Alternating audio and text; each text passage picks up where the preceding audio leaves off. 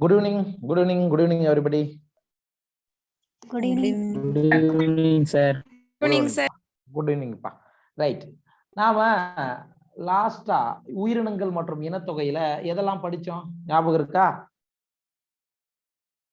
எதெல்லாம் படிச்சோம்?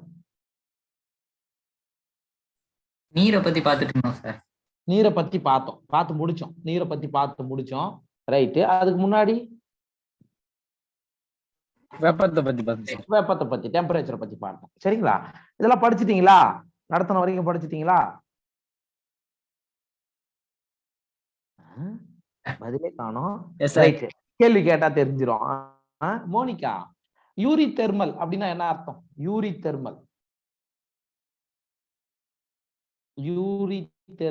அப்படின்னா என்ன? சந்தான லட்சுமி, யூரி தெர்மல் அப்படின்னா என்ன? ஹேமஸ்ரீ,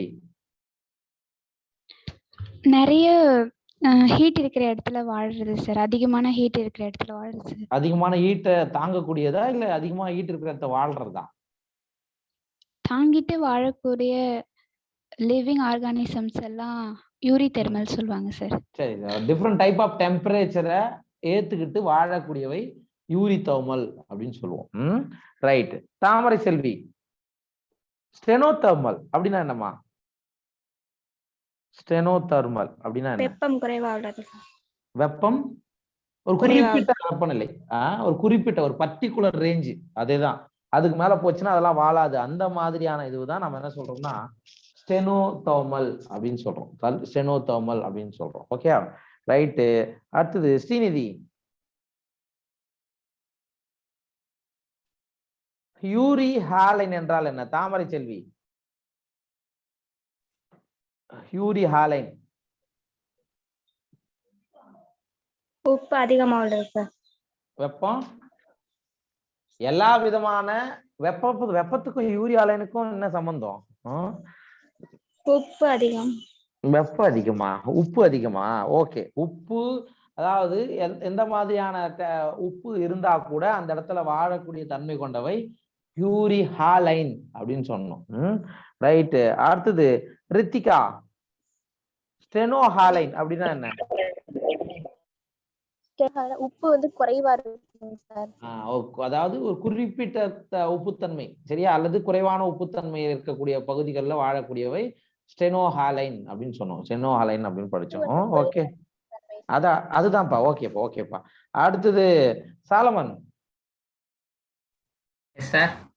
கடல்ல எத்தனை சதவீதம் உப்பு இருக்கும்?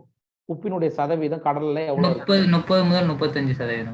30 முதல் 35, கிட்டத்தட்ட ஒரு 30 to 35% கடல்ல வந்து உப்புத்தன்மை அதிகமாக இருக்கும். ஓகே. அடுத்தது முத்து, 100% உப்பு நிறைந்த பகுதி எங்க இருக்கும்? 100% ஃபுல்லா உப்பா தான் இருக்கும் அந்த ஏரியாலாம். அது எங்க? உப்பு ஏரிகள், சால்ட் லேக்ஸ்ல வந்து 100% இருக்கும். ஓகே. ஸோ இதெல்லாம் நம்ம லாஸ்ட் கிளாஸ்ல பார்த்தோம்பா.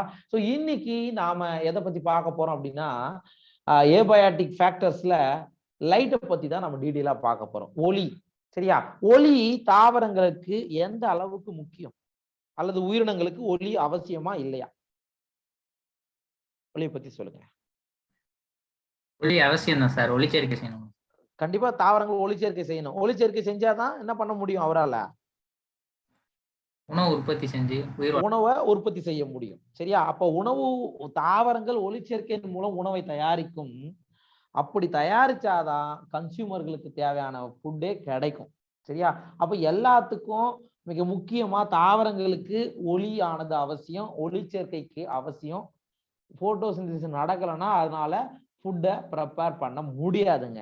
சரியா? ரைட். அப்ப அந்த ஏபயாட்டிக் ஃபேக்டரான, அதாவது உயிரற்ற காரணியான ஒளி என்ன மாதிரியான நன்மைகளை செய்கிறது அப்படின்றது தான் நம்ம இப்ப பார்க்கலாம். ஓகேவா?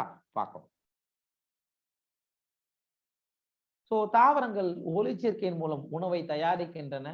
அதற்கு சூரிய ஒளி மிக மிக அவசியம்னு சொல்றோம். Since plants produce food through photosynthesis, ஒளிச்சேர்க்கை செஞ்சாதான் வளிமண்டலத்துல தாவரங்கள் ஒளிச்சேர்க்கை செஞ்சாதான் என்ன பண்ணும், அதுக்கு தேவையான ஃபுட்டை ப்ரிப்பேர் பண்ண முடியும். A process which is only possible when sunlight is available as a source of energy. அப்ப ஒளிச்சேர்க்கை ஒரு தாவரத்தில் நடக்கணும்னா கண்டிப்பா சூரிய ஒளி என்பது அவசியம். சூரிய ஒளி இல்ல, லைட் இல்லைன்னா அந்த தாவரங்களால ஒளிச்சேர்க்கையை செய்ய இயலாது. சரியா? அப்ப சார் யாரெல்லாம் ஒளிச்சேர்க்கை செய்யறாங்களோ அவங்கள நாம என்னன்னு சொல்றோம், தற்சார்பு ஓட்டமுறை உயிரிகள், அதாவது ஆட்டோட்ராப்ஸ் அப்படின்னு சொல்லுவாங்க. ஆட்டோட்ராப்ஸ் அப்படின்னு சொல்லுவாங்க. ஓகேவா? ரைட். அப்ப இதுவே ஒளி இல்லாம வாழ்றத என்னன்னு சொல்லுவீங்க? Heterotrophs sir. ஹெட்ரோட்ரோப்ஸ், பிரச்சார்பு ஓட்டமுறை உயிரிகள் அப்படின்னு சொல்றோம். Okay, we can quickly understand the importance of light for living organism, particularly autotrophs. அப்ப தற்சார்பு ஊட்டமுறை உயிரிகள்னா கண்டிப்பா ஒளி அவசியம். ஒளி இல்லைன்னா ஒரு வேலையும் அங்க நடக்காது அப்படின்னு சொல்றோம். see autotrophs என்ன கொடுத்திருக்காங்க பாருங்க. ஆட்டோட்ரோப்ஸ் அப்படின்றது என்னன்னா தங்களுக்கு தேவையான உணவை தயாரிக்கக்கூடிய தன்மை பெற்றவைகள், அவ்வளவுதான். சரியா? For example many plant use sunlight to make their own food. சரியா? தாவரங்கள் தங்களுக்கு தேவையான உணவை தயாரித்துக் கொள்வதற்காக அவைகள் ஒளிச்சேர்க்கையை மேற்கொள்கின்றன சொல்லிடலாம். ரைட். காடுகளில் வளரும் சிறு தாவரங்கள் குறைந்த அளவு ஒளியிலே ஒளிச்சேர்க்கை புரியும் தன்மையை பெற்றிருக்கின்றன. அப்படின்னா என்னடா அர்த்தம்? அதாவது இப்ப நீங்க ஒரு காடுகளுக்கு போறீங்கன்னு வச்சுக்கோங்க, சின்ன சின்ன செடி அல்லது சின்ன புதர் செடிகள் இதெல்லாம் காடுகள்ல வளருது. இதுக்கெல்லாம் பாத்தீங்கன்னா ரொம்ப அதிகமான ஒளி தேவைப்படுவது என்பது கிடையாது. ஒரு குறிப்பிட்ட ஒளி இருந்தா கூட போதும், அது சேச்சுரேஷன் அடைஞ்சிரும். சரியா? நிறைச்சரிவை அடைஞ்சிரும். ஓகே, அதாவது சூரியனிலிருந்து வரக்கூடிய ஒளியில ஒரு 10% ஒளி தாவரங்களுக்கு கிடைச்சாவே அது அன்னைக்கான லைஃப அது ஓட்டிக்கும். ஓகேவா? அதுதான் சொல்றோம். many species of small plants like herbs and shrubs growing in forest are adapted to photosynthesis optimally under very low light conditions because they are constantly overshadowed by tall canopy trees. ஏன் sir குறைந்த அளவு ஒளியிலே அது தங்களுக்கு தேவையான உணவை தயாரித்துக் கொள்கின்றது அப்படின்னு பாத்தீங்கன்னா, அந்த சிறு செடி ஆகட்டும் சரி அல்லது புதர் செடி ஆகட்டும் சரி, எங்க வளருது? மிகப்பெரிய மரங்களுக்கு அடியில. சரியா? உயரமான தாவரங்களுக்கு அடியில இந்த சிறு செடிகள் புதர் செடிகள் வளர்வதால லைட்டு ஃபுல்லா போய் படுமா அதுக்கு? இப்ப ஒண்ணு இல்லடா தம்பி, நீங்க உங்க வீட்டுல பயிரிடுறாங்கன்னு வச்சுக்கோங்க, ஒரு நெல் பயிரிடுறாங்கன்னு வச்சுக்கோங்க, மரத்தடியில இருக்கக்கூடிய கழனியில நெல் பயிர் நல்லா விளையுமா? விளையுமா? விளையாதா? விளையாது. சரியா? அப்ப அதுக்கு தேவையான லைட் அங்க கிடைக்கலன்னு தான் அர்த்தம். நீ என்னதான் உரத்தை போடு, ஒன்னும் அங்க வேலைக்கு ஆகாது. சரியா? அந்த மாதிரி காடுகள்ல எடுத்துக்கிட்டீங்கன்னா, காடுகள்ல இருக்கக்கூடிய சிறு செடிகள் புதர் செடிகள்லாம் மிகப்பெரிய உயரமான மரங்களுக்கு நடுவுல தான் அவைகள் வாழ்கின்றன. அவைகளுக்கு கம்மியான லைட் பட்டாவே போதும், அன்னைக்கான தேவையை அவைகள் பூர்த்தி செய்து கொள்கின்றன. இந்த படத்தை பாத்தீங்கன்னாவே தெரியும், உயரமான மரங்களுக்கு கீழே செடிகள்லாம் இப்படி இருக்குன்னா ஓரளவுக்கு ஒரு 10% லைட் கிடைச்சாவே போதுங்க, அதுக்கு தேவையான ஃபுட்டை அவரை ப்ரிப்பேர் பண்ணிக்குவார். அண்ட் மலர்களுக்கான ஒளிக்கால தேவையை பூர்த்தி செய்ய பெரும்பாலான தாவரங்கள் சூரிய ஒளியையே சார்ந்து இருக்கின்றன. தம்பி இப்படின்னா என்ன? many plants are also dependent on sunlight to meet their photoperiodic requirement for flowering. தம்பி இது நீங்க ஏற்கனவே கேள்விப்பட்டிருப்பீங்க. ஒளி காலத்துவம் அப்படின்னா என்னடா? போட்டோபீரியாடிசம். டேலைட் பிளான்ட்ஸ், நியூட்ரல் பிளான்ட்ஸ்லாம் இருக்குல்ல sir? Daylight plant, neutral plant, அப்புறம் இன்னொன்னு அதாவது ஷார்ட் டே பிளான்ட்ஸ், லாங் டே பிளான்ட்ஸ், நியூட்ரல் பிளான்ட்ஸ், இதெல்லாம் படிச்சிருக்குமா? இப்ப ஷார்ட் டே பிளான்ட்ஸ் எடுத்துக்கின்னு வச்சுக்கோங்க, குறும்பகல் தாவரம்னா அதுக்கு லைட் அதிகமா தேவையா கம்மியா தேவையா? கம்மியா தேவை சார். கம்மியா தேவை. இதுவே லாங் டே பிளான்ட்ஸ்னா அதிகமா தேவை. நியூட்ரல்னா ஓரளவுக்கு இருந்தா போதும். சரியா? அப்ப சார் லைட் பட்டாதான் ஃப்ளவரிங் வருமா ஒரு பிளான்ட்ல?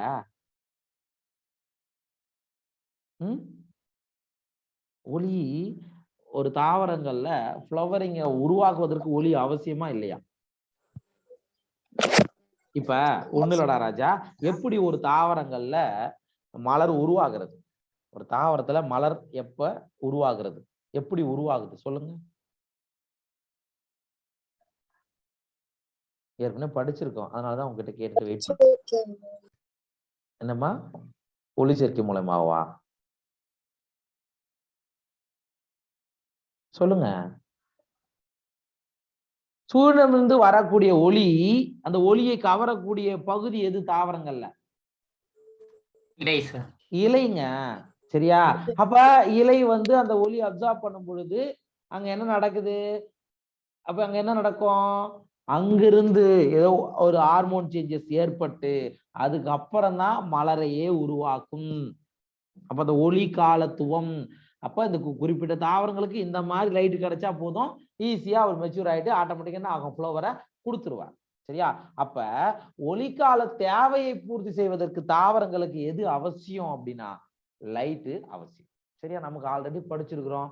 Short day plans, long day plans, அதுக்கப்புறம் டே நியூட்ரல் பிளான்ஸ். யாருக்காவது ஞாபகம் இருந்தா சொல்லுங்க. குறும்பகல் தாவரத்துக்கு எடுத்துக்காட்டுங்க.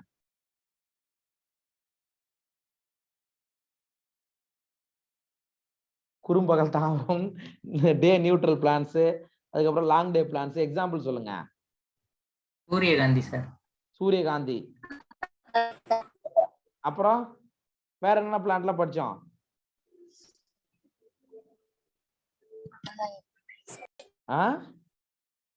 பத்தியா? இப்பதான் நம்ம படிச்சுட்டோம் ஆல்ரெடி. சொல்லாமே.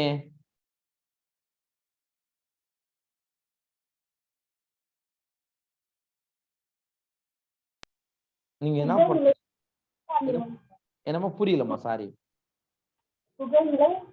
புகையிலை. Very good. புகையிலை தாவரம் என்ன மாதிரியான பிளான்ட்டுக்கு example? Short day plant sir. சரிப்பா, ரைட். கிரைசாந்திமம்னு ஒண்ணு படிச்சிருப்பீங்களே? அதுவும் அதான் சார். அதுதான். ரைட். சரி, இதெல்லாம் நீங்க என்ன பண்ணணும், நம்ம கேட்கறோம்னா அதெல்லாம் பர்ஃபெக்டா அப்படியே வர்ற மாதிரி இருக்கணும். சரியா? அப்பதான் நீங்க வந்து படிச்சிருக்கிறது கரெக்டா இருக்கும். ஷார்ட் டே பிளான்ஸுக்கு பார்த்தீங்கன்னா கிரைசாந்திமம், ஓகே. அதுக்கடுத்து என்ன சொன்னீங்க? இந்த சோயாபீன். இதெல்லாம் வந்து ஷார்ட் டே பிளான்ஸ்ல வரக்கூடிய ஒன்றுகள் தான். ரைட்டா? ரைட். சரி. அப்ப இவைகள்லாம் இதுக்கு எதுக்காக நாம இதை சொல்றோம் அப்படின்னா, எதுக்காக நம்ம இதை படிக்கிறோம் அப்படின்னா, அவைகளுக்கு ஒளின்றது ரொம்ப ரொம்ப முக்கியம். சரிங்களா? ரைட்டா? ரைட். அடுத்தது வந்து பார்க்கலாம். ஸோ பெரும்பாலான விலங்குகளும் ஒளியை சார்ந்து வாழ்கின்றன. நம்ம விலங்குகளுக்கும் பார்த்துருக்கோம். விலங்குகள்லையும் லைட் முக்கியம். ஏன்டா விலங்குகளுக்கு லைட் முக்கியம்?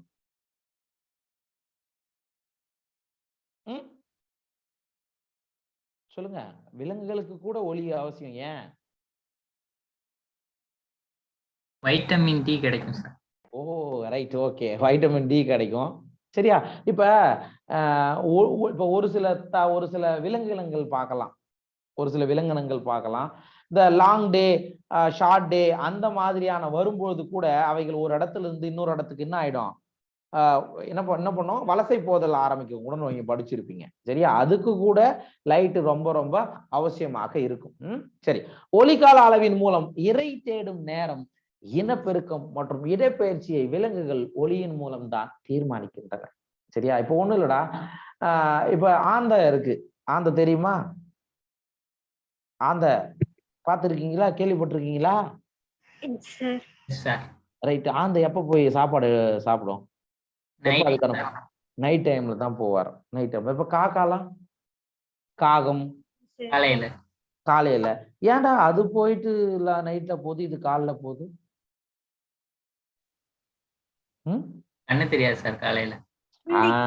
அதாவது தகவல் அமைப்புன்னு சொல்லுவாங்கடா ராஜா. இதைத்தான், அதாவது இவைகளுக்கு போட்டியை தவிர்ப்பதற்காக முக்கியமானது இதுதான்.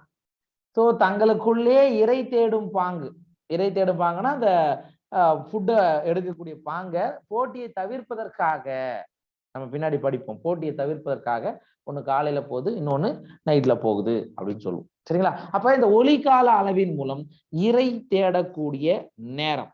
சரியா? எந்த டைம்ல போயிட்டு ஃபுட்டை எடுத்துட்டு வரலாம். இனப்பெருக்கம். ஓகே. ஒரு சில பிளான்ட், ஒரு சில அனிமல் எல்லாம் பாத்தீங்கன்னா இந்த பர்டிகுலர் சீசன் வந்தாதான் இனப்பெருக்கம் செய்யும். மற்ற சீசன்ல இனப்பெருக்கம் செய்யாது. ஓகே. அண்ட் இடப்பெயர்ச்சி. ஓகே இந்த டைம் இந்த சீசன்ல இங்க வாழும், இந்த சீசன் நல்ல அன்ஃபேவரபிள் கண்டிஷன் வந்துன்னா வச்சுக்கேன் வேற இடத்துக்கு போயிடும். ஸோ இது கூட இதெல்லாம் யார் தீர்மானிக்கிறா அப்படின்னா ஒளி தான் தீர்மானிக்கிறது. For many animals to light is important in that they use the diurnal and seasonal variation in light intensity and duration as cues for timing their foraging, reproductive and migratory activities. ஓகேவா? Right. மண்ணில் கிடைக்கக்கூடிய ஒளியின் அளவு கிட்டத்தட்ட வெப்பநிலையோடு தொடர்புடையது. ரெண்டுத்துக்கும் ஒரு correlation இருக்கும், லைட்டுக்கும் டெம்பரேச்சருக்கும் ரெண்டுத்துக்கும் என்ன இருக்கும், ஒரு கார்லேஷன் இருக்கும். இப்போ லைட் அதிகமா இருக்குன்னா வெப்பம் அதிகமா ஆகுமா இருக்காதா? வெப்பம் அதிகமா இருக்கும் சார். ஆமாப்பா, பகல்ல மதிய நேரத்துல போய் பாருங்க, லைட் ஃபுல் லைட் இருக்குது மதிய நேரத்துல, அந்த டைம்ல உங்களுக்கு டெம்பரேச்சர் அதிகமாகல ஆகுதா இல்லையா? அதுதான் நம்ம சொல்லக்கூடிய. அப்ப மண்ணில் கிடைக்கக்கூடிய ஒளியின் அளவு கிட்டத்தட்ட வெப்பநிலையோடு தொடர்புடையது. availability of light on land is closely linked with that of temperature. ஏனெனில் ஒளியின் மூலமாகவும் வெப்பத்தின் மூலமாகவும் இருப்பது யார் அப்படின்னு பாத்தீங்கன்னா சூரியன் தான். Okay, since the sun is the source for both. சோர்ஸ்னா என்ன, அதுதான் சோர்ஸ். இப்ப லைட்டுக்கான சோர்ஸ் எதுதான், சூரியன் தான், சன்லைட், சன் தான். ஓகே, லைட்டுக்கான சோர்ஸ் யாரு தான், சூரியன் தான். ஆனால் 500 மீட்டர் ஆழத்துக்கு மேல் உள்ள கடல் பகுதியானது எப்பொழுது நிரந்தரமாக இருண்டு காணப்படும், ஏனெனில் சூரிய ஒளி சென்றடைவது கிடையாது. சார் லைட்டுக்கான சோர்ஸ் சூரிய ஒளின்னு சொல்லிட்டீங்க, சூரியன் சொல்லிட்டீங்க. இதுவே கடலுடைய ஆழத்துக்கு போகும்போது ரொம்ப டீப்பா மோர் தென் 500 மீட்டர், சரியா, 500 மீட்டர் ஆழத்துக்கு மேல. So but deep in the ocean the environment is dark and its inhabitants are not aware of the existence of the celestial source of energy called sun. அங்க போயிட்டு சூரிய ஒளி கிடைக்குமான்னு நம்ம எதிர்பார்க்க கூடாது. ஏன்னா அந்த ஒளி என்ன ஆகாது, உள்ள ஊடுருவி செல்ல இயலாது அப்படின்றது அர்த்தம். வாழ்க்கைக்கு சூரிய கதிர்வீச்சு நிலமாறையின் தரமும் மிக மிக முக்கியம், சரியா. Radiation, solar radiation is also important for life. இந்த சோலார் ரேடியேஷன்ல என்னென்னலாம் கலர் வருதுடா, என்னென்னலாம் கலர் வரும், என்னென்ன நிறங்கள்லாம் வரும்டா நிறமாலையில? VIBGYOR sir. விப்ஜிஆர்மா, ஓகே. இதுல போட்டோசிந்தசிஸ்க்கு தேவையான லைட் எது பாக்குற ஞாபகம் வச்சுக்கோங்க. கிரீனா, ரெட் சார். ப்ளூ அண்ட் ரெட்டுமா, ஏன் மறக்கிறீங்க? ரெட்டு மெயினா, சரியா, ப்ளூ அண்ட் ரெட். அந்த விப்ஜிஆர்ல இது ரெண்டும் மெயினானதுன்னு நீங்க ஏற்கனவே படிச்சிருப்பீங்க. அப்ப சூரிய கதிர்வீச்சு என்னதான் சன்லைட் வந்தாலும் அதுல என்ன மாதிரியான நிறமாலை ரீச் ஆகுது என்பது கூட ரொம்ப ரொம்ப அவசியம்னு சொல்றோம். கதிர்வீச்சு நிறமாலையில் காணப்படும் யூவி கதிர்கள் பல்வேறு உயிரினங்களுக்கு தீங்கு விளைவிக்கக்கூடியவை. The UV component of the spectrum is harmful to many organisms, while not all the color components of the visible spectrum are available for marine plants living at different depth of the ocean. என்ன சொல்ல வராங்கன்றதை நம்ம அடுத்த இதுல சொல்றேன். அப்ப இப்ப சூரியனிலிருந்து கதிர்வீச்சில் வரக்கூடியதான் அந்த யூவி கதிர்வீச்சுகள் கூட. இது ரொம்ப டேஞ்சரஸ், ரொம்ப டேஞ்சரஸ். ஏன்னா உயிரினங்கள் மீது இது பட்டா அந்த உயிரினங்களுக்கு கேன்சர் போன்ற தோல் வியாதிகள் கூட அதனால வரும் நாம படிச்சிருப்போம். அதுவே கடலில் வெவ்வேறு ஆழங்களில் காணப்படும் உயிரினங்களுக்கு கண்ணூர் நிறமாலையில் உள்ள அனைத்து நிறங்களும் கிடைப்பதில்லை. இப்ப இந்த விப்ஜிஆர் 7 நிற வண்ணங்களும்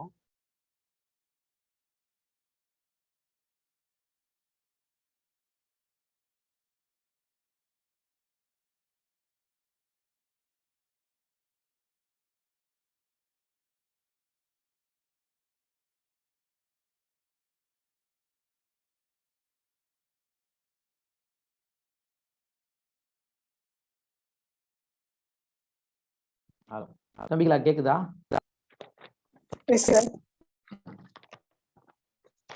சாரி, ஒண்ணுல ஒரு சின்ன பவர் கட் தான். இப்ப கேக்குன்னு நினைக்கிறேன். ரைட். இப்ப கடலுடைய டெப்தா நீங்க போறீங்கப்பா, ரொம்ப ஆழமா போறீங்க. இப்ப சூரியன்ல இருந்து வரக்கூடிய அந்த 7 கலரும் உள்ள அந்த டெப்த் வரைக்கும், ஃபார் எக்ஸாம்பிள் ஒரு 500 மீட்டர் வரைக்கும் அது உள்ள போகுமா, இல்ல ஒரு 200 மீட்டர் வரைக்கும் எல்லா கலரும் உள்ள பெனிட்ரேட் ஆகுமா? எஸ் ஆகுமா ஆகாதா? ஆகாது, சரியா. எதனுடைய இன்டென்சிட்டி அதிகமா இருக்கோ அதுதான் என்ன ஆகும், ஊடுருவும். ரைட். இதற்கிடையே இடையில் சிவப்பு, பச்சை மற்றும் பழுப்பு பாசிகள் கடலில் வாழ்கின்றன. சார் அப்படி இருந்தா கூட என்னென்னலாம் ரொம்ப ஆழமா போகுதோ அது மட்டும்தான் ஊடுருவும் நம்ம சொல்றோம். அப்ப கடல்ல சிவப்பு நிற பாசிகள், சிவப்பு பாசிகள் சரியா, அதாவது ரெட் ஆல்கே, பச்சை பாசிகள் கிரீன் ஆல்கே மற்றும் பழுப்பு பாசிகள் சரியா, இதெல்லாம் என்ன ஆகுறது கடல்ல உள்ள வாழ்கிறது. ஃபார் எக்ஸாம்பிள் நம்ம ஏற்கனவே பார்த்திருப்போம், பழுப்பு பாசிகள் எடுத்துக்கிட்டீங்கன்னா மேக்ரோசிஸ்டிஸ் இதெல்லாம் கடல்ல பெருசா வளரும் அப்படின்னு சொல்லிட்டு. இந்த படத்தை பாருங்க, லைட் எப்படி பெனிட்ரேட் ஆகுது, லைட் எப்படி பெனிட்ரேட் ஆகுது, அப்ப என்ன மாதிரியான நிறங்கள்லாம் லாஸ்ட் வரைக்கும் ஊடுருவுது அப்படின்றத இந்த படத்தை மூலியமா உங்களுக்கு ஒரு ஐடியா கிடைச்சிடும் சரியா. என்ன நானோமீட்டர்ல இருக்கக்கூடிய ஒளி ஊடுருவக்கூடிய தன்மை கொண்டதாக இருக்கிறது அப்படின்றது இது மூலியமா நீங்க பார்த்துக்கலாம் சரியா. So that's all about light.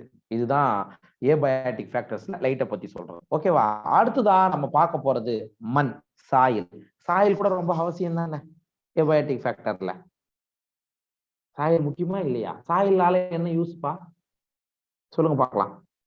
ஒரு உயிரினம் இந்த மண்ணுல வாழ்றதுக்கு மண் எத்தகைய நிலைமைகளை தருகிறது, என்ன மாதிரியான சுச்சுவேஷன் தருது சொல்லுங்க. விவசாயம் பண்றோம் சார். மினரல்ஸ் எல்லாம் தருது சார்.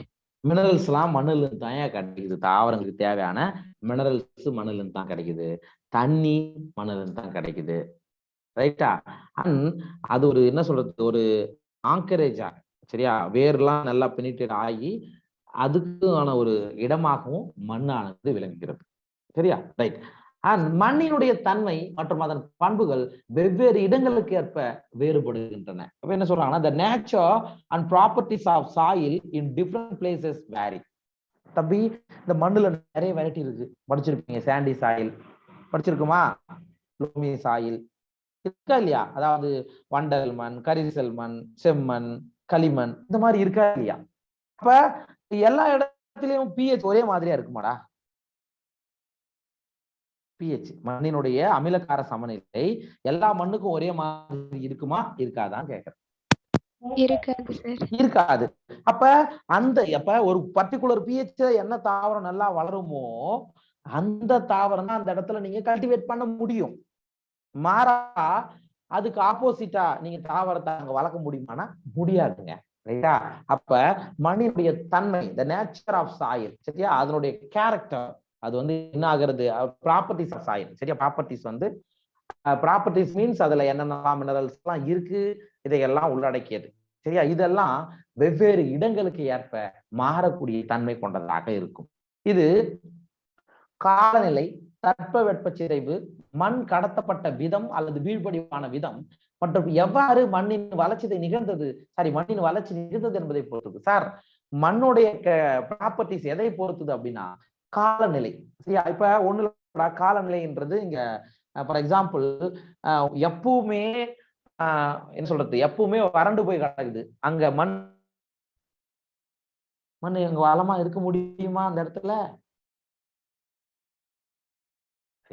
முடியாது சார். முடியாதுங்க, முடியாது ரைட்டா.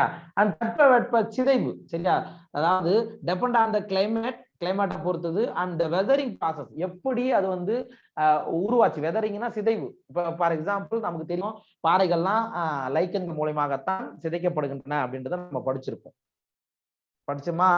லைக்கன்கள் மூலமாகத்தான் சிறு சிறு துகள்களாக வைக்கப்பட்டு அதுக்கப்புறமா அடிச்சு செல்லப்படும் அப்படின்னு பார்த்திருக்கோம். அப்ப எந்த மாதிரியான தட்பவெட்ப சிதைவு ஏற்பட்டது, அல்லது எரிமலை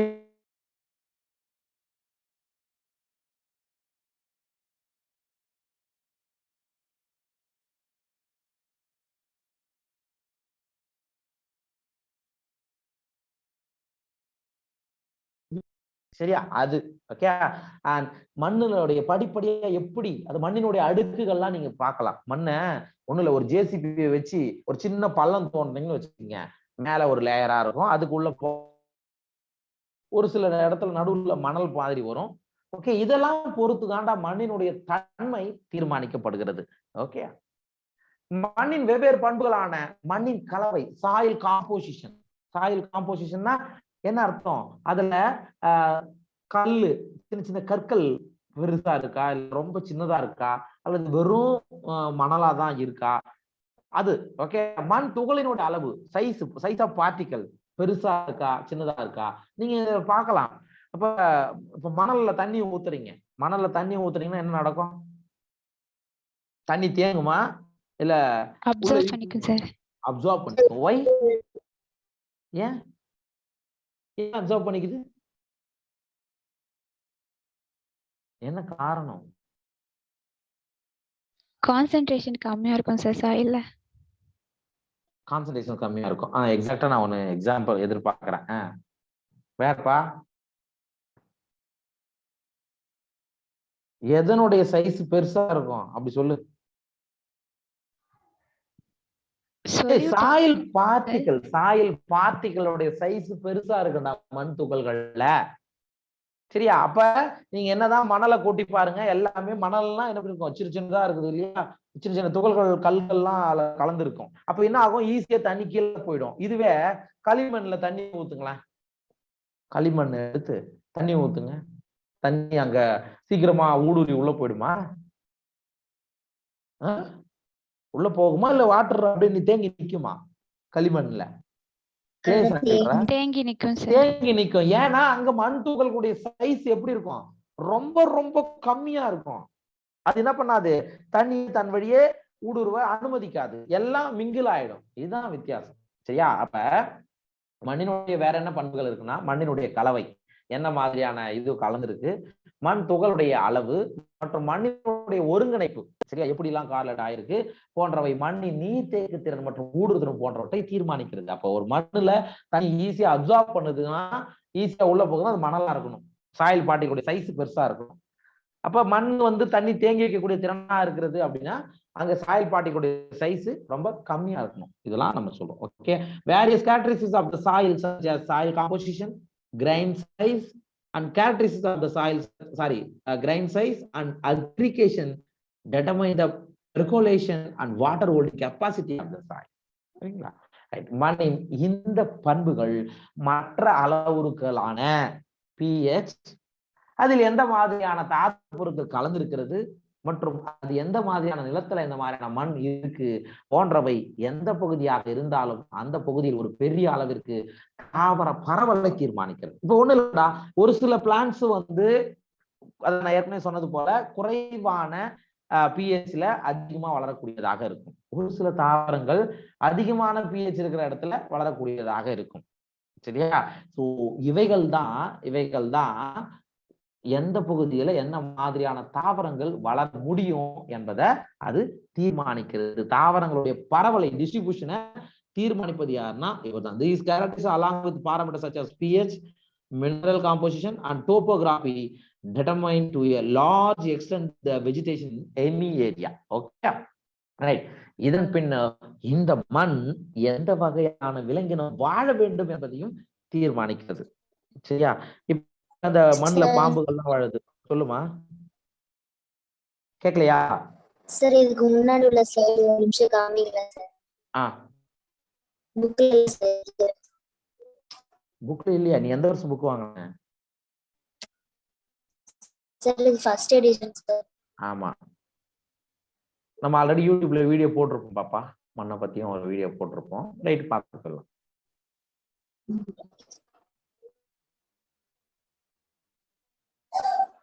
ஓகே,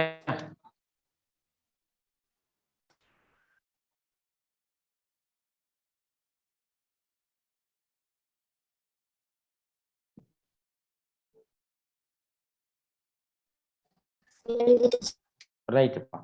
சரி, அப்புறம் இந்த மாதிரியான ப்ராப்பர்ட்டிஸ் தான் இருக்கணும்னு நம்ம சொல்றோம். அதுக்கப்புறம் தான் எந்த வகையான விலங்கினம் இங்க வாழ வேண்டும் என்பதையும் தீர்மானிக்கிறது. மண்ணு கூட இப்ப எல்லா மண்ணுலயும் மண்புழு வளருமா, பார்த்திருக்கீங்களா? எல்லா இதுலயும் இப்ப ஒண்ணுலடா, மீன் பிடிக்கிறதுக்கு நாக்கு பூச்சி கேள்விப்பட்டிருக்கீங்களா? அது எல்லா மண்ணுலயும் இருக்குமா? போயிட்டு நீங்க செம்மண்ல போய் தோணுங்க, இருக்குமா? இருக்காதுங்க, இருக்காது. அந்த களிமண் நிறைந்த பகுதிகள் எல்லாம் போய் பாத்தீங்கன்னா அவைகள் இருக்கும். சரிங்களா? அப்ப எந்த வகையிலான விலங்கினம் வாழ வேண்டும் என்பதையும் இந்த மண்ணினுடைய தன்மை தான் தீர்மானிக்கிறது அப்படின்னு சொல்றோம். ஓகேவா? So similarly, in the aquatic environment, the sediment characteristics often determine the type of benthic animals that can thrive there. அப்புறம் இதே மாதிரி நீர்வாழ் சூழலில், அப்ப நீர்வாழ் சூழ்மலம் எடுத்து பாத்தீங்கன்னா இதனுடைய படிவு பண்புகள் அங்கு செழித்து வளரக்கூடிய பெந்திக் விலங்குகளின் வகையும் தீர்மானிக்கிறது. பெந்திக்னா என்னடா அர்த்தம்? கேள்விப்பட்டிருக்கீங்களா பெந்திக் அப்படின்ற வார்த்தை? பல்லனா இந்த படத்தை பார்த்துக்கோ. இங்க இருக்கிறது தான் பெந்திக். சரியா? இந்த மண்ணோட ஒட்டி வாழக்கூடியவைகள் எல்லாம் இந்த பகுதியை தான் நம்ம நீர்வாழ் சூழ்மண்டலத்துல பெந்திக் ரீஜன் அப்படின்னு சொல்லுவோம்.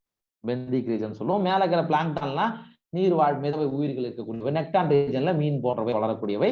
இப்ப இந்த நண்டுலாம் என்ன இருக்கும்? மண்ணுல தான் இருக்கும். சரியா? அப்புறம் இந்த சிப்பிகள் இதெல்லாம் இருக்குன்னு வச்சுக்கோ. இதுதான் என்னது? பெந்திக். இது வந்து நீர்வாழ் சூழ்மண்டலத்துல இது முக்கியத்துவம் பெறுகிறதுன்னு சொல்றோம். ஓகேவா? ரைட். இதுதான்ப்பா சாயலுடைய கேரக்டர்ஸ் ஃப்ரம் ஏபயாட்டிக் கேரக்டர்ஸ். இது புரிஞ்சுச்சா?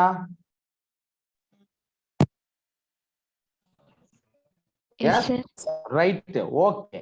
அடுத்தது நம்ம என்ன பார்க்க போறோம் அப்படின்னா உயிரற்ற காரணிகள்லாம் முடிச்சாச்சுங்க. உயிரற்ற காரணிகள் முடிச்சாச்சு. அடுத்தது உயிரற்ற காரணிகளுக்கான துலங்கள் என்ன? துலங்கள் மீன்ஸ் ரெஸ்பான்சஸ். சரியா? சோ அப்ப இந்த உயிரற்ற காரணிகளுக்கான துலங்களை தாவரங்கள் எந்த அளவுக்கு வெளிப்படுத்துகின்றன அல்லது விலங்கினங்கள் எப்படி வெளிப்படுத்துகின்றன? இப்போ ஒண்ணும் இல்ல, ஒரு சின்ன எக்ஸாம்பிள் சொல்றோம்.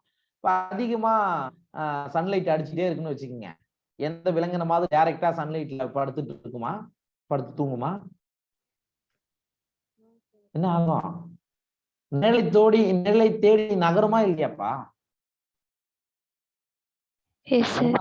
நம்மளே இப்ப வெப்பம் அதிகமாக இருக்குதுன்னு வச்சுக்கோங்க.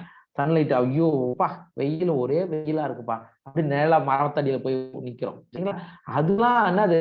ஒரு துலங்கள் தான். இப்ப வெப்பம்ன்றது ஒரு உயிரற்ற காரணி. அதுக்கான துலங்கள் நாம மனிதன் வெளிப்படுத்துகின்றான். ரைட். ஒரு சில வந்து இந்த துலங்களை ஏத்துக்கும், ஒரு சில இதற்கு எதிர் திசையில நகரும். அதெல்லாம் பத்தி தான் நம்ம உயிரற்ற காரணிகளுக்கான துலங்கள் அப்படின்றதுல நம்ம பார்க்க போறோம். பார்க்கலாமா? ரைட், பார்த்துலாம். உயிரற்ற காரணிகள் பல்வேறு வாழ்விடங்களுக்கு ஏற்ப வேறுபடுகின்றன.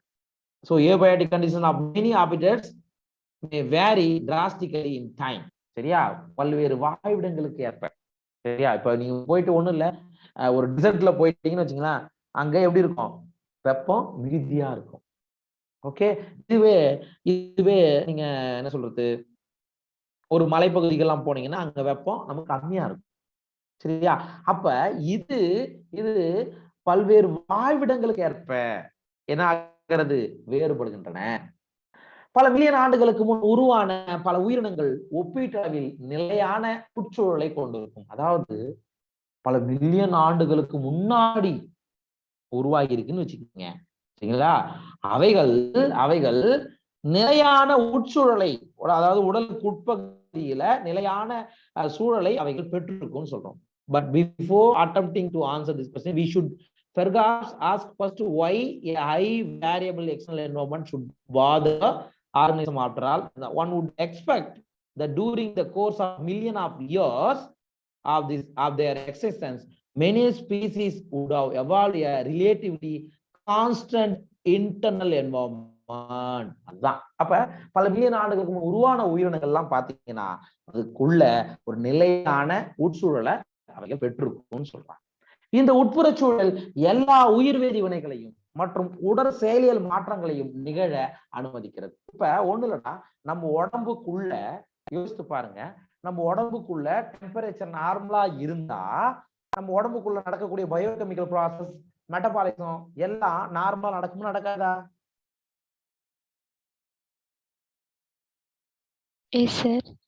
நடக்கும். இதுவே ஒண்ணுலடா ஃபீவர் வந்துச்சுங்க, டெம்பரேச்சர் அதிகமாயிடுச்சுங்க, உள்ள நம்ம உடம்புக்குள்ள நீங்க நல்லா உனக்கு ஜுரம் அடிக்குதுன்னு வச்சுக்கோங்க, நீங்க நல்லா சாப்பாடு சாப்பிட முடியுமா உங்களால? முடியாதுங்க. அதே மாதிரி அப்ப இந்த உட்புற சூழல் எல்லா உயிர் வேதிகளிலையும் மற்றும் உடற்செயல் மாற்றங்களையும் நிகழ அனுமதிக்கிறது. இதனால் உயிரினத்தின் உடற்தகுதி மேம்பாடு அடைகிறது. அப்ப எந்த மாதிரியான டெம்பரேச்சர் அங்கு இருக்கு அதை பொறுத்துதான் இந்த மாதிரி மாற்றங்கள்லாம் நடக்குதுன்னு சொல்றோம். ஃபார் எக்ஸாம்பிள், இது உடல் திரவங்களின் வெப்பநிலை மற்றும் சவுடு பரவல் வடிவில் இருக்கலாம். சரியா? இந்த உட்புற சூழல் எது மாதிரி இருக்கலாம்னா உள்ள இருக்கக்கூடிய பாடி ஃப்ளூயிட்ஸ் உடைய டெம்பரேச்சர், சரிங்களா, மற்றும் சவுடு பரவல்னா நமக்கு ஆல்ரெடி நம்ம படிச்சிருக்கோம், ஆஸ்மாசிஸ், சரிங்களா? அந்த வடிவில் இருக்கலாம். இவ்வாறு உயிரினமானது தனது உட்சூழலை பராமரிக்கிறது. அதுக்கேற்ற மாதிரி என்ன பண்ணிக்கும், டெம்பரேச்சருக்கு ஏற்ற மாதிரி அதனுடைய உட்சூழலும் பராமரிக்கும். சரியா? அப்ப வேரியேஷன் ஆச்சுன்னா தான் பிரச்சனைகளுக்கு கொண்டு போய் முடியும்.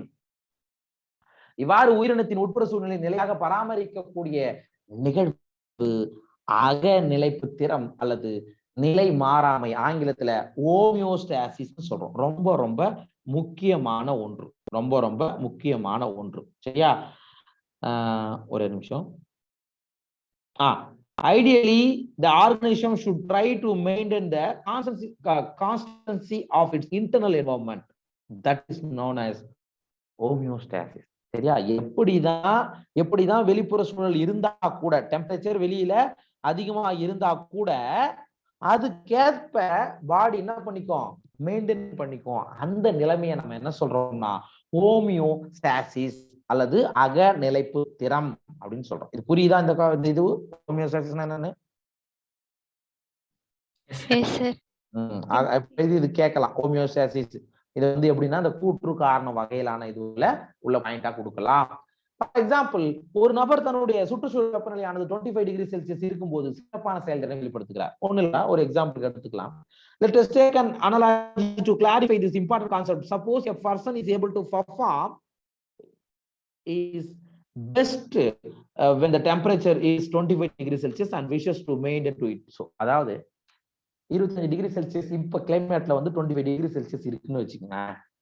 ஒரு ஹியூமன் நல்லா வேலை செய்யறான், நல்லா ஆக்டிவா இருக்கான். சரிங்களா? ரைட். சூழ்நிலை மிகவும் வெப்பமாக இருந்தாலும் அல்லது குளிராக இருந்தாலும் வெப்பநிலையை பராமரிக்க விரும்பின. ஆனா அவன் என்ன நம்புறான், சம்மர் டைம் வந்தாலும் என்னை சுற்றி 25 டிகிரி செல்சியஸ் தான் இருக்கணும். ரொம்ப கூலிங்கா அந்த குளிர்காலம் வந்தாலும் என்னை சுத்தி 25 டிகிரி செல்சியஸ் தான் இருக்கணும்னா, அப்ப என்ன பண்றாரு இவர் மனுஷன் என்ன பண்றான் அப்படின்னா, எப்பப்பெல்லாம் சம்மர் டைம் வருதோ அப்ப ஏசி போட்டுக்கிறான். 25 டிகிரி செல்சியஸ் மெயின்டைன் பண்ண முடியுமா? வெளிப்புற சூழல் பண்ணலாமா, பண்ண முடியாதா? சரிப்பா, இதுவே ரொம்ப வெப்பநிலை கம்மியா போகுது, அப்ப எப்படி 25 டிகிரி செல்சியஸ் மெயின்டைன் பண்ணுவான்? ஹீட்டர் வச்சு வேண்டியதுதான். சரியா? இதுதான் ஒரு சின்ன ஒரு கான்செப்ட் இங்க சொல்ல வராங்க, வேற ஒண்ணும் கிடையாது. அதான் இந்த வெப்பநிலையை அந்த நபர் வேலை செய்யும் இடம், ஓட்டி செல்லும் கார் போன்ற நிலைகளை சாதகமாக வைத்துக் கொண்டார். அதாவது இந்த 25 டிகிரி செல்சியஸ இப்ப ஒரு இடத்துல இருந்து இன்னொரு இடத்துக்கு போறார், கார்ல ஏறி உட்காந்தாருன்னு வச்சுங்க, காருக்குள்ள நீங்க ஏசி போடாம உள்ள போனீங்கன்னா உங்களுக்கு ஹாட்டா இருக்கும். சரியா? போனீங்கன்னா ஒரு ஹாட்டா இருக்கும். அப்ப என்ன பண்றாரு, கார்லயும் 25 டிகிரி செல்சியஸ் மெயின்டைன் பண்றாரு. என்ன பண்ணிக்கிறாரு, ஏசி போட்டுக்கிறாரு. சரியா? அப்ப அவருக்கு ஏத்த மாதிரி ஏன் அவரு அந்த 25 டிகிரி செல்சியஸ் மெயின்டைன் பண்றாரு அப்படின்னா, அப்பதான் அவரால் என்ன பண்ண முடியுது, நல்லா வேலை செய்ய முடியும். இதே போல் குளிர்காலத்தில் ஹீட்டரையும் பயன்படுத்தி வெப்பநிலையை சீராக வைத்துக் கொண்டார். சார், சம்மர் சீசன்லாம் என்ன பண்றாரு, ஏசி போட்டுக்கிறார். சம்மர் சீசன்னா வீட்டுல ஏசி போட்டுக்கிறார். சரியா? இதுவே குளிர்காலம்னா என்ன பண்றாங்க, ஹீட்டரை போட்டு தண்ணி எப்ப போட்டாலும் சுட வச்சுக்கிட்டு அந்த அப்ப இவர் இப்படி எல்லாம் பண்றாராம், ஒரே மாதிரி டெம்பரேச்சரை மெயின்டைன் பண்றாராம். சரியா? ஒரே மாதிரியான temperature. Here the person's homeostasis is accomplished not through physiological but artificial means. Sir, அப்ப இந்த 25 டிகிரி செல்சியஸ வெளிப்புற சூழல இந்த மனிதன் எப்படியெல்லாம் வச்சு கொள்கிறார், இது அகநிலை திறனுக்கு எடுத்துக்காட்டா சொல்லலாமா, சொல்லக்கூடாதா? அல்லது அதுக்கு ஈக்குவலா எடுத்துக்கலாமா, எடுத்துக்கூடாதா? இப்ப அகநிலைப்பு திறன்னா என்ன சொன்னடா, அது சொல்லு. ஹோமியோஸ்டாசிஸ்னா என்ன சொன்ன? உயிரினத்தோட உட்புற சூழலை ஆமா, வெளியில டெம்பரேச்சர் மாறினா கூட நம்ம உடல் என்ன பண்ணிக்கும், அதுக்கேற்ற மாதிரி ரெகுலேட் பண்ணிக்குதா இல்லையா? ஃபார் எக்ஸாம்பிள் ஒண்ணு இல்லடா தம்பி, இப்ப டெம்பரேச்சர் அதிகமாகும் போது வேர்வை நம்ம உடம்புல இருந்து வெளியே வருதா இல்லையா? வருதா இல்லையா? ரைட். இதுவே குளிர்காலத்துல நடக்கும், அப்படியே குளிர்தா இல்லையா? மேல சொட்டெல்லாம் போட்டு சேர்க்கிறோமா இல்லையா? எதுக்காக? அது ஹோமியோஸ்டாசிஸ் பண்ணிக்குது. சரியா? அப்ப நம்ம உடம்பு என்ன மாதிரியான வேலைய செய்யுதுன்னு பாத்துக்குங்க. இதுவே பிசியாலஜிக்கலாவே, அதாவது பிசிக்கலி நம்ம செய்யணும்னா என்ன பண்ணணும், போற இடம் எல்லா இடத்துக்கும் அது மெயின்டைன் பண்ணா ரொம்ப சிரமமான விஷயம். அத ஒரு ஹோமியோஸ்டாசிஸ் இல்லைன்னா எப்படி இருக்கும் அப்படின்றத இங்க எடுத்துக்காட்டா சொல்லியிருக்காங்க. புரிஞ்சுச்சா? சார். ஓகே. இந்த சூழ்நிலையில் இவரை சுற்றி பாதகமான சூழல் இருப்பினும் இவரது செயல்பாடு மிகவும் திறம்பட இருந்தது. என்னதான் டெம்பரேச்சர் இருந்தாலும் இவர் இந்த மாதிரி மெயின்டைன் பண்ணிக்கிறதால இவர் என்ன பண்றாரு, ஆட்டோமேட்டிக்கா நல்ல செயல்திறனை வெளிப்படுத்துகிறார், நல்ல மாதிரியான வேலையை இவர் செய்கிறார் அப்படின்னு அர்த்தம். ஓகேவா? இந்த நிகழ்வில் அந்த நபரின் ஹோமியோஸ்டாசிஸ் உடலியல் மூலம் மட்டுமல்லாமல் தொழில்நுட்ப முறையின் மூலமாகவும் பராமரிக்கிறது. சார், அவர் உடம்புக்குள்ள ஹோமியோஸ்டாசிஸ் பராமரிக்கப்படுகிறது. சரியா? அது உடலியல் மாற்றங்கள் மூலமா, பிசியாலஜிக்கல் மூலமா. ஆனா வெளியில இவர் என்ன பண்ணிக்கிறாரு, நிறைய தொழில்நுட்ப உதவியின் மூலம். சரி, தொழில்நுட்பங்கள்னா என்ன? தொழில்நுட்ப முறைன்னா என்ன? நிறைய ஆர்டிபிஷியல் வந்துருச்சு. ஏசி போட்டுக்கிறோம், ஹீட்டர் போட்டுக்கிறோம், அதன் மூலமாகவும் அவர் பராமரிச்சுக்கிறார். அடுத்தது, உயிரினங்கள் எவ்வாறு சுற்றுச்சூழல் மாற்றங்களை சமாளிக்கின்றன? சுற்றுச்சூழல பிரச்சனைகள் நிறைய வருதுப்பா. பெரிய டிசாஸ்டர் வருது, அல்லது ஒரு என்ன சொல்றது, வெறும் மழை காலமா வருது. அப்பவும் அந்த உயிரினம் வாழ்ந்துகிட்டு தான் இருக்கு. ஒரே வெயில், அப்பயும் அந்த உயிரினம் வாழ்ந்துகிட்டு தான் இருக்கு. சரி, இப்ப இந்த பனி கரடிகள் எல்லாம் பார்த்திருக்கீங்களா? போலார் பீர்ஸ் எல்லாம் பார்த்திருக்கீங்களா? கேள்விப்பட்டிருக்கீங்களா? ஆமா, அங்க ஒரு மாதிரியான உறக்கம் ஒண்ணு இருக்கு. கம்முன்னு ஒரு அன்பேவரபிள் கண்டிஷன் வந்துன்னா கம்முன்னு தூங்கியே அவன் காலத்தை ஓட்டிடுவான். எப்ப பேவரபிள் கண்டிஷன் வருதோ அப்பதான் மத்த வேலையை செய்வான். இப்ப ஃபார் எக்ஸாம்பிள் ஒரு தாவரமே எடுத்துக்கலாம் ராஜா. இப்ப இந்த கிழங்கு வகை தாவரங்கள்லாம் இருக்குல்ல, இப்ப நம்ம வீட்டுல பயன்படுத்துறோமே எலிபானியா, அதாவது சொல்லுவாங்க கருணக்கிழங்கு, சட்டி கருணம் ஒண்ணு சொல்லுவோம், பாத்துருக்கீங்களா? பெருசா இருக்குமே கருணக்கிழங்கு. ரைட்டு. அதை நீங்க என்ன பண்றீங்க, மண்ணுக்குள்ள தோண்டி உள்ள போட்டு புதைச்சிடுறீங்க. அப்போ சூழல் சரியில்லைன்னு வச்சுங்க. சூழல் வெளியில ஒரு சம்மர் டைம்ல இருக்குன்னு வச்சுக்கோங்க. அது முளைக்குமா? முளைக்காதான்? முளைக்காது சார். முளைக்காதுங்க. சரிங்க, அது மழை வருதுங்க, அங்க மழை வருது, ஒரு 2 வாரமா அந்த இடத்துல மழை பெஞ்சுன்னு இருக்குது. இப்ப மண்ணுக்குள்ள இருக்கிறது என்ன ஆகும்? அழுகி போயிடும் சார். அழுகி போயிடுமா? Very good. அம்மா ஏமஸ்டி, உருளைக்கிழங்கு உங்க வீட்டை வாங்கி வைக்கிற, உருளைக்கிழங்கு எடுத்துன்னு போயிட்டு உங்க வீட்டை வைக்கிற, அது அழுகி போகுதா? அதே தூக்கி ஃப்ரிட்ஜுக்குள்ள வையா, ஒரு வாரம் ஃப்ரிட்ஜுக்குள்ள வையா, என்ன நடக்கும் பாரு, அழுகிடுமா? அழுகாது சார். அங்க நீங்க ஃப்ரிட்ஜுக்குள்ள வச்சு பாருங்க, ஒரு வாரம் வச்சு பாருங்க, அந்த ஐஸ் பாட்ல இருந்து அதோட பட் ஆரம்பிக்கும், வளர்ச்சி ஆரம்பிக்கும். ஏன்னா ஊட்டி, கொடைக்கானல் போன்ற அந்த சூழல்ல வளரக்கூடியதுதான் உருளைக்கிழங்கு. சரிங்களா இல்லையா? அப்ப அந்த சூழல் அங்க முக்கியம். அழுகாது. இப்ப நீங்க உங்க வீட்டுல நீங்க கூட வாங்கி வச்சு பாருங்க, அந்த கருணக்கிழங்குலாம் 1 மாசம் ஆனாலும் கெடாம அப்படியே வச்சுப்பாங்க. அதாவது அது மேல ஒரு சின்ன காயங்கள் கூட ஏற்படக்கூடாது. இதெல்லாம் கவனிச்சிருக்கீங்களா? என்னடா ஊர்ல வீட்டுல வெங்காயம் வாங்கி போறோம் சீக்கிரம் அழுகுது, கத்திரிக்காய் வாங்கி போறோம் அழுகுது, ஆனா உருளைக்கிழங்கு மட்டும், அதாவது நல்ல காய்ச்சலான உருளைக்கிழங்கு வச்சுட்டே இருக்கலாம். பாத்திருக்கீங்களா இல்லையா? அதே உருளைக்கிழங்க நீங்க மண்ணுக்குள்ள தோண்டி வச்சீங்கன்னா முளைக்க ஆரம்பிக்குமா? ஆரம்பிக்காதா? கண்டிப்பா முளைக்கும்பா, கண்டிப்பா முளைக்கும். சரியா?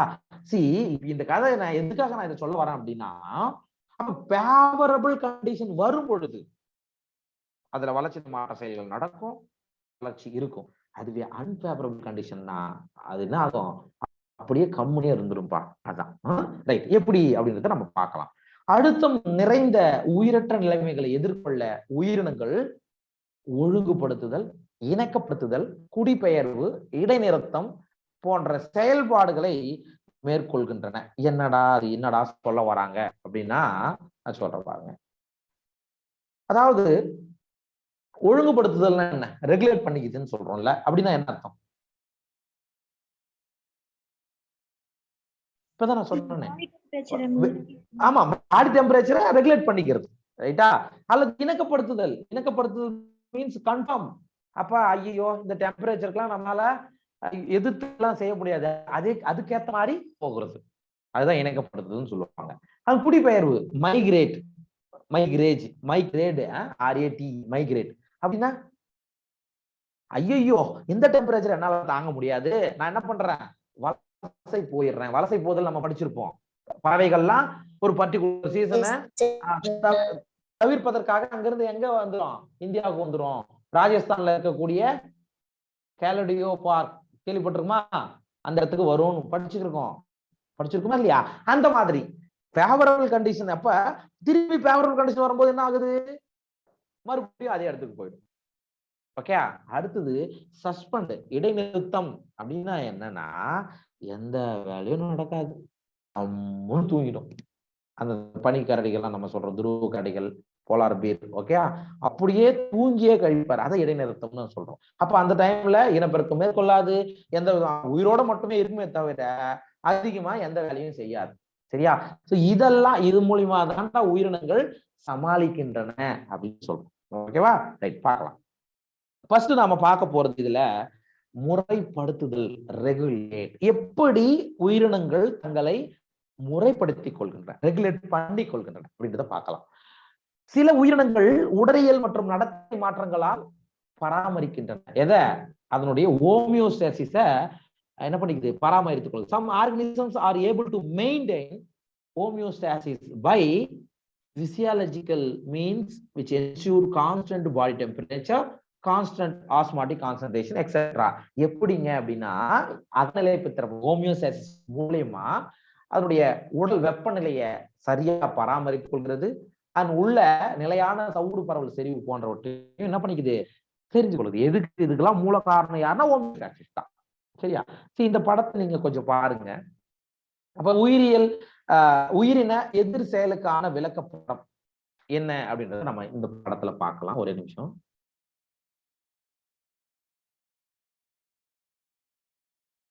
இங்க பாருங்க, இது வந்து வெளிநிலை, அதாவது எக்ஸ்டர்னல், வெளிப்புற சூழல்னு வச்சுக்கங்க, வெளிப்புற சூழல்னு வச்சுக்கங்க. இது வந்து உள்ள ரைட். அப்ப இங்க பாருங்க, இப்ப நம்ம என்ன சொல்றோம், இது வந்து இணங்கி போகுதுன்னு வச்சுக்கோங்க. இது வந்து இணங்கி போகுதுன்னு வச்சுக்கீங்கன்னா குரோத், இணங்குதல்னா என்னன்னா உள்சூழலுக்கும் வெளி சூழலும் என்ன மாதிரியான டெம்பரேச்சர் இருந்தாலும் அதை ஏத்துக்கிட்டு வளர்றது, அதனுடைய வளர்ச்சி எப்படி இருக்கும், ஆட்டோமேட்டிக்கா இருந்துகிட்டே இருக்கும். ஆட்டோமேட்டிக்கா வளர்ச்சி இருந்துகிட்டே இருக்கும். ரைட். அடுத்தது இங்க பாருங்க, இது வந்து முறைப்படுத்துதல். சரியா? என்னதான் அதாவது டெம்பரேச்சர் ஒரு குறிப்பிட்ட டெம்பரேச்சர் வரைக்கும் தான், அதுக்கப்புறம் அவர் அங்க போக முடியாது. என்ன பண்ணிக்கும், இந்த மாதிரி இங்கேயே ரெகுலேட் பண்ணிக்கும். சரியா? அதுக்கேத்த மாதிரி ஹோமியோஸ்டாசிஸ் என்னதான் வெளிப்புற சூழல் அதிகமாக இருந்தாலும் அது எப்படி மெயின்டைன் பண்ணிக்குது, அதைத்தான் நம்ம என்ன சொல்றோம், முறைப்படுத்தல் சொல்றோம். ஒரு சில வந்து இணங்கி போச்சுன்னா அதுக்கேத்த மாதிரி உடல் வெப்பநிலையும் மாறிக்கொள்ளும். சரியா? இது ரெகுலேட் பொறுத்து மட்டும் இல்ல, என்ன பண்ணிக்கும், அதுக்கேத்த மாதிரி தன்னை முறைப்படுத்திக் கொள்ளும் சொல்லுவாங்க. இதுதான் இந்த படத்துக்கான விளக்கம். புரிஞ்சுச்சா?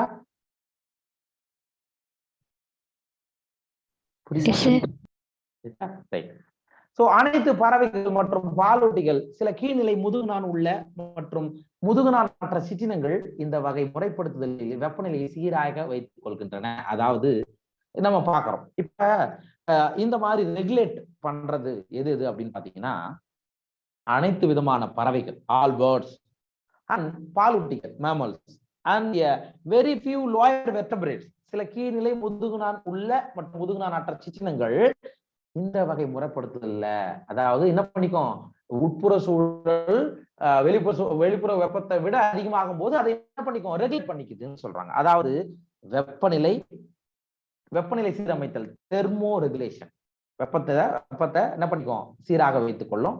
சவுடு பரவல் சீராக்கும், இது போன்ற நிலைமைகளை இவைகளே செய்து கொள்ளும். இதுவே அண்டார்டிகா அல்லது சகாரா பாலைவனங்களில் காணப்படும் உயிரினங்கள் தங்கள் உடல் வெப்பநிலையை சீராக பராமரிக்கும் திறனை கொண்டிருக்கு. இப்ப நீங்க அண்டார்டிகா ரீஜன் போய் பாருங்க, வெறும் குளிர். சகாரா பாலைவனம் போய் பாருங்க, ஒரே வெப்பம். ஆனா அங்கேயும் உயிரினங்கள் வாழ்ந்து நம்ம படிக்கிறோம். அதனுடைய டெம்பரேச்சரை எப்படி மெயின்டைன் பண்ணணும் அப்படின்றத அவைகளுக்கு அந்த திறன் இருக்குன்னு சொல்றோம். பராமரிக்கக்கூடிய திறன் அவைகள் பெற்றிருக்கின்றன அப்படின்ற.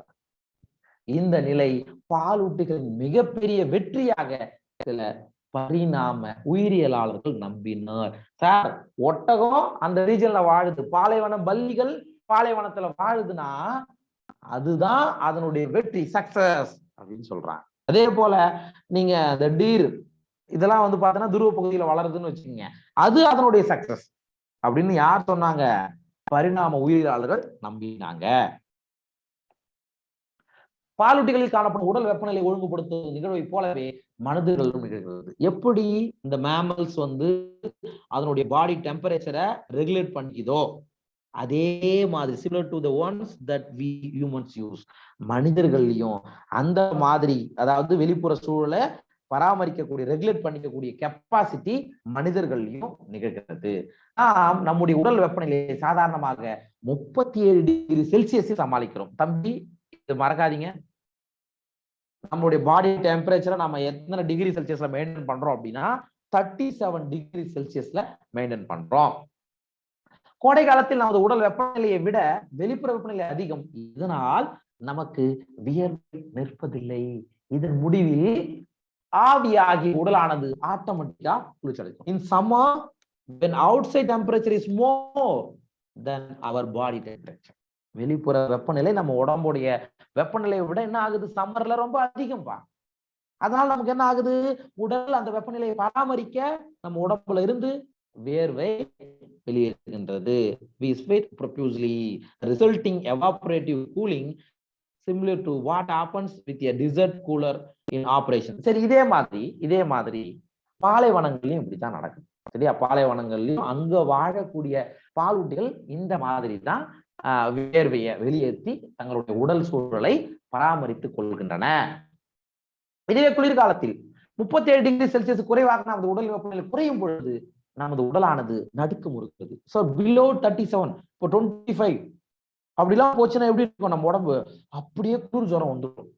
சரியா? நடுக்கம் இருக்கிறது. அப்ப இதனால் நமது உடலானது வெப்பநிலையை உயர்த்தி சமநிலைப்படுத்தும். அப்ப நம்ம உடம்பு என்ன பண்ணும்? டெம்பரேச்சரை இன்க்ரீஸ் பண்ணும். அதனாலதான் நமக்கு என்ன ஆகுது? சிவியர் ஆகும். அப்படியே கொஞ்சம் என்ன பண்றோம்? அப்படியே நடுக்கம் இருக்கின்றோம். Okay. So in winter, when the temperature is much lower than 37 degrees Celsius, we start to shiver, a kind of exercise which produces heat and raises the body temperature. அப்படின்றோம். அப்ப என்ன ஆகும்? ஆட்டோமேட்டிக்கா நம்மளுடைய உடம்பு டெம்பரேச்சரை இன்க்ரீஸ் பண்ணி கொடுக்கும். ஸோ இப்படி தாண்டா நாம அந்த ஹோமியோஸ்டேசிஸை நம்ம என்ன பண்ணிக்கிறோம்? நம்ம ரெகுலேட் பண்ணிக்கிறோம். ஓகே. அதுக்கேற்ற மாதிரி நம்ம உடம்பு அது மாதிரி பண்ணிக்குது. தாவரங்களில் உடல் வெப்பநிலையை ஒழுங்குபடுத்தும் வழிமுறைகள் காணப்படுது. தம்பி, இந்த பாயிண்ட் ரொம்ப ரொம்ப முக்கியம். அப்ப மனிதர்கள்ல, விலங்குகள்ல தங்களோட உடல் வெப்பநிலையை பராமரிக்கக்கூடிய திறன் இருக்கு. ஆனா தாவரங்கள்ல இந்த அதாவது அதை மெயின்டைன் பண்ணக்கூடிய கெப்பாசிட்டி தாவரம் கிடையாது. Plants and the other hand do not have such mechanism to maintain internal temperature. உடலுக்கு உள்ள இருக்கக்கூடிய டெம்பரேச்சரை மெயின்டைன் பண்ணக்கூடிய மெக்கானிசம் யாருக்கு இல்ல? தாவரங்களுக்கு கிடையாது. ஆனால் விலங்குகளுக்கு உண்டு. நீட் லெவல்ல, அசன் ரீசன்ல இந்த பாயிண்ட் ரொம்ப ரொம்ப அவசியம். ஓகேவா? ரைட். இது வரைக்கும் பார்த்தது புரிஞ்சுச்சா? ஏதாவது டவுட் இருக்கா? If you have any doubt? இப்போ இது தேடி பார்த்து தான்ப்பா, இப்படிதான் இருக்கும். ஓகே. தேடி பார்த்து நம்ம ஒவ்வொரு லைனா படிச்சு தான் இருக்கணும். அண்ட் மிக முக்கியமா இதுல இருந்துதான் உங்களுக்கு மோஸ்ட்லி அசன் ரீசன் கொஸ்டின்ஸ் அல்லது கூற்று வகையிலான கேள்விகள்லாம் வர வாய்ப்புகள் ரொம்ப அதிகம். சார், தேடி பார்த்து தானே அப்படின்னு இருந்துடாதீங்க. ஓகே. நல்லா படிக்கணும். ஓகேவா? Okay sir.